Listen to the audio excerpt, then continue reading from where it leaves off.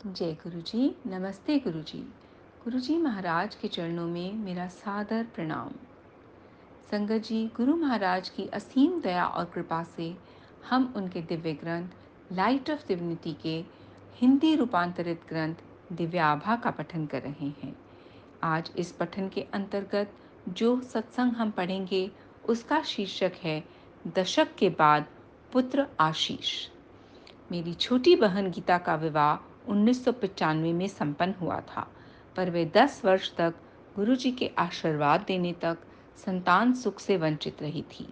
हम गुरुजी के पास पहली बार 2001 में गए थे और मेरे पुत्र शांतनु को मिर्गी से स्वस्थ करने के पश्चात हमने अपनी बढ़ती हुई सूची में एक विषय और जोड़ दिया था, गुरुजी से गीता को संतान का आशीष। गीता कनाडा में रहते हुए अपना उपचार करवाती रही थी और पिछले 5 वर्ष से भारत में भी करवा रही थी। गुरुजी ने मेरे द्वारा उसे कहलवाया कि वह प्रत्येक सोमवार को व्रत रखना आरंभ करे और यदि कोई फल खाना छोड़ सकती है तो ऐसा करे।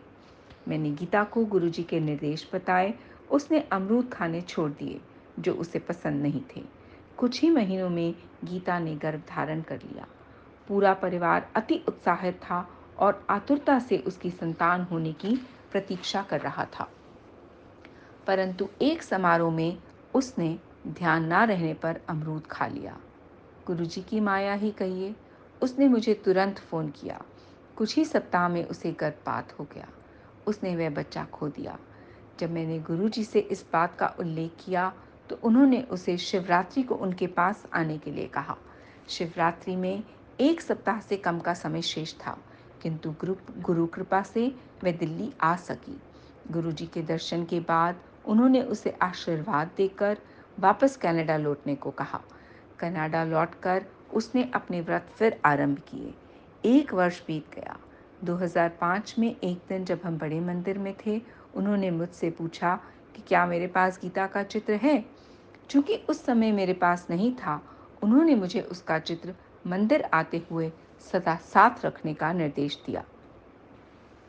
गुरुजी के साथ उस वार्तालाप के 1 माह पश्चात गीता ने मुझे फोन पर बताया कि उसे फिर गर्भवती होने का आभास है, पर निश्चित रूप से चिकित्सक के परीक्षण के बाद ही बता पाएगी। चिकित्सक ने उसके गर्भ धारण करने की बात स्पष्ट कर दी और उसने 22 मई को एक स्वस्थ बालक को जन्म दिया। यह गुरु कृपा से ही संभव था, क्योंकि चिकित्सा शास्त्र में कोई उपाय शेष नहीं था।